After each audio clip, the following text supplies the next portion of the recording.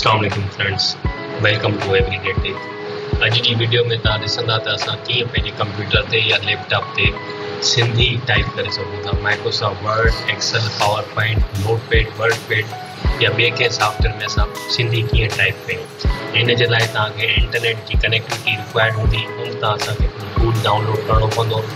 उहो तव्हांखे ॿुधायो वेंदो त कीअं डाउनलोड थींदो। उनजी डिस्क्रिप्शन हिन जे वीडियो जी डिस्क्रिप्शन में मौजूदु आहे, कंहिं साइट तां डाउनलोड करणो आहे। सभ खां पहिरीं तव्हां पंहिंजे इंटरनेट एक्सप्लोरर क्रोम में या एज में तव्हां वेंदा, उन में वञी करे तव्हां हिकिड़ी वेबसाइट टाइप कंदा burgudi.com।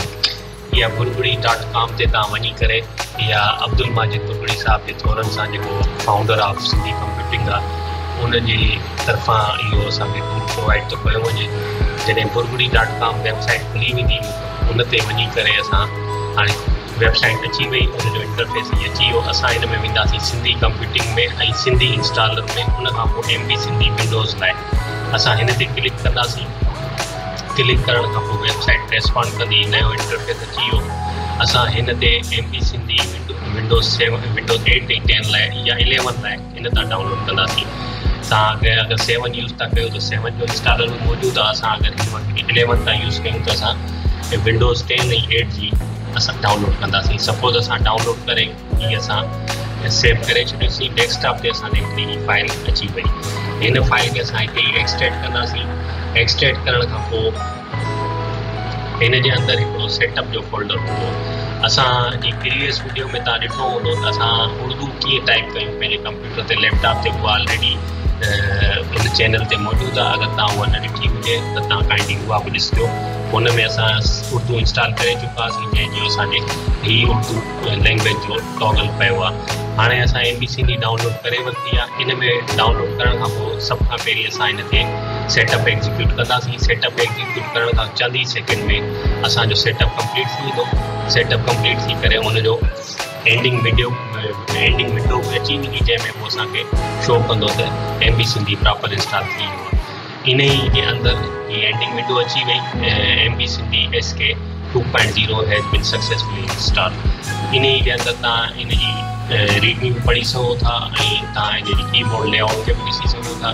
प्लस तव्हां इन जे अंदरि रीडमी फाइल बि अवेलेबल आहे, MB Sindhi SK version, Shabir Umar version. तव्हां हीअ बि इनखे ॾिसी सघो था।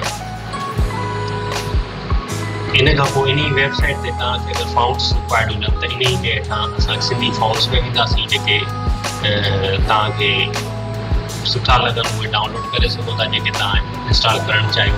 इन ई जे अंदरि सिंधी फाउंड्स ते जॾहिं असां क्लिक कंदासीं त वेबसाइट ते असांजे ॿियो इंटरफेस अची वियो। हीअ मुख़्तलिफ़ क़िस्म जा असांजे फाउंड्स पिया आहिनि। इन ई फाउंड्स ते कंहिं बि फाउंड्स ते तव्हां डाउनलोड करण लाइ हीअ MB ख़ुर्शीद डाउनलोड करियो। असां हिनखे डाउनलोड कयूं था। सपोज़ असां हिन ते क्लिक कयोसीं त हीअ कुझु देरि में असांजो डाउनलोड रेडी थी वेंदो ऐं रेडी थी करे असां उन ई फाउंड खे वापसि पंहिंजे डेस्कटॉप ते सेव कंदासीं। असांजो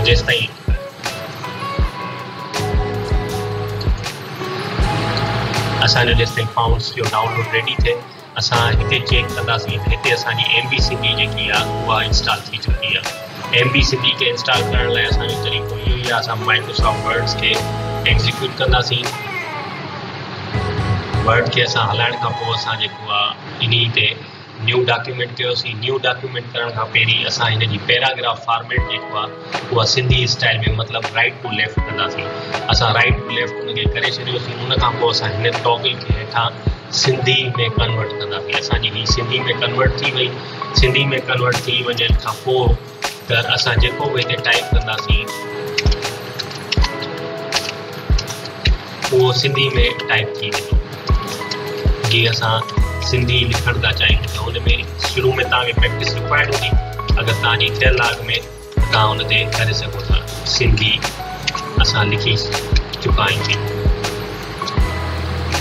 हाणे हिन जो फाउंट असां चेंज कंदासीं। हुन में तव्हां जीअं सिंधी जा फाउंट आहिनि उहे डाउनलोड कया हूंदा, उहे तव्हां हिन में जस्ट लाइक असां हीअ फाउंड कयोसीं, MB शबीर उमर वेब कयोसीं। हिन फाउंड जो असां साइज़ वधायोसीं।